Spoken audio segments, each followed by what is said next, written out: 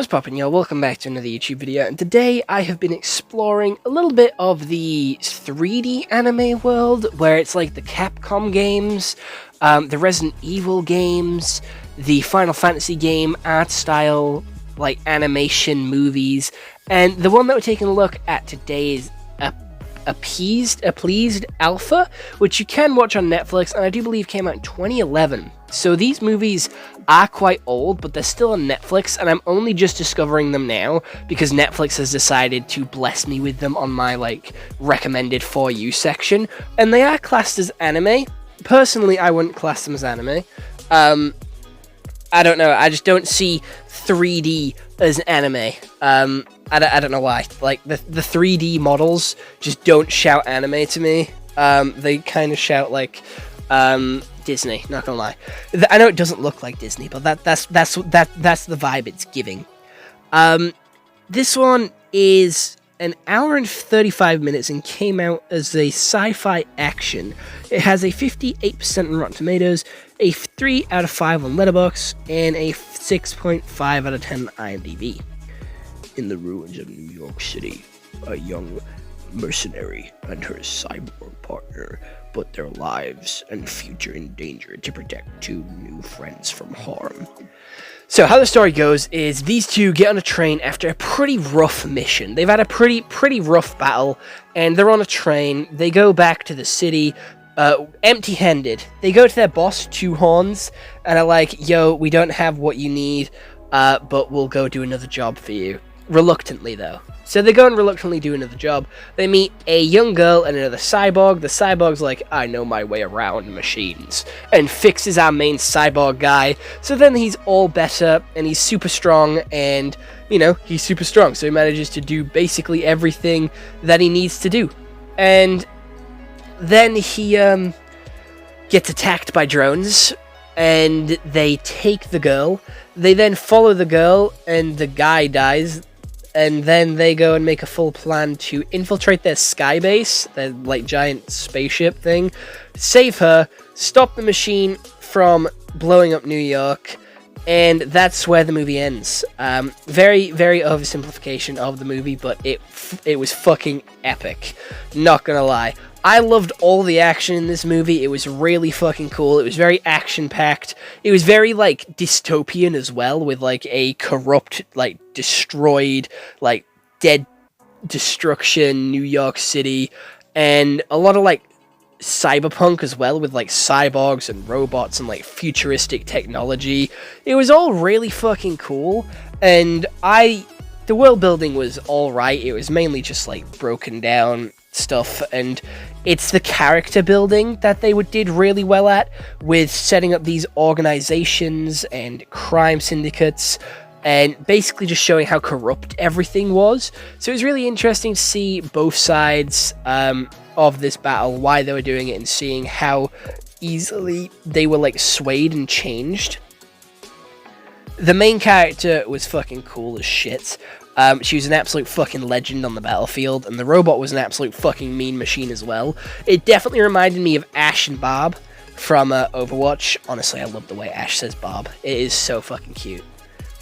Oh, Bob. So fucking good.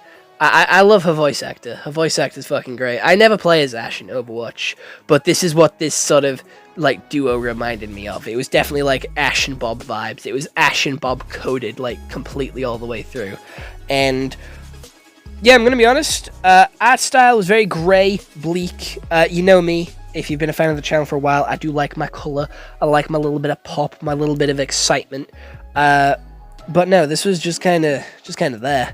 Not gonna lie, it was kinda grey and bleak, but it fit the vibe of the movie. It fit the tone that the movie was trying to set of this dark, dystopian, mecha futuristic style. And it worked for what it was going for, but it didn't manage to keep my intention. I'm gonna be honest. I do like how the cyborgs look a lot more beat up than the main bad guys, because it made the bad guys look a lot stronger, a lot smarter, and a better model than the heroes. So I really like that, in the subtle character designs of things, how it makes just the bad guys look better and stronger just with how sleek and smooth and clean they look. The girl being, like, wanted because she had the access codes to the, like, big death laser was kind of boring, not gonna lie. It's kind of an overdone plot, but I thought this one had the action to make up for it. I'm gonna be honest. The big walking death laser was fucking badass. Having them have to parkour across the outside of it and jump across, like, broken pieces of it. Oh, the tensions were high. The tensions of the music were badass. What these, like, really weird animated, I don't know what to call it, like, I want to call it the Capcom animated movies, because that's, like, the style I was going for with, like, the Resident Evil. Is it Capcom that makes Resident Evil? I'm pretty sure it is. I could be completely bullshitting with that, but I'm 90% sure it is. Whatever the art style of these movies are called, they go fucking hard, and they know how to make a musical number. The music is fucking brilliant in this. There is so many good songs and beats that really work well with the situations and can really set the tone. That's what I really noticed with this movie. I don't normally talk about music in, like, my film reviews unless it really stands out and sticks out to me. This one could throw a fucking beat. And I really enjoyed it, because it got me in the mood. It got me excited. And I know I said it didn't keep my attention because of the lack of color, but I still watched this, like, all the way through. Like, I was locked in. I was locked in. It was a little bleak. I'm gonna be honest. It wasn't visually appealing, but I was locked in because the characters and their sort of dynamic. Again, a lot of show not tell here. It let stuff develop on its own. It didn't just flat out tell us with monologues and, like, flashbacks. It genuinely let us see the impact these characters have and see the growth that they have. And it was really good. I'm gonna be honest. The character designs are really unique as well. I'm not used to seeing, like, big butch robots with, like, really cute heads, or robots with horns. Like, I don't get... Robots don't need horns, but he looks badass as fuck. It also gives, like, very, like, feudal Japan vibes, with their heads looking like Oni and, like, demon masks. Genuinely looks fucking sick as fuck. Genuinely looks... Just look at how clean this poster looks. It goes hard. She also kind of reminds me of Tifa. Tifa Lockhart, I believe she's called, from Final Fantasy. Don't quote me on that. I've never played Final Fantasy, but I'm aware of Tifa. A lot of people cosplay as Tifa, and she's giving Tifa vibes, 100% Tifa vibes.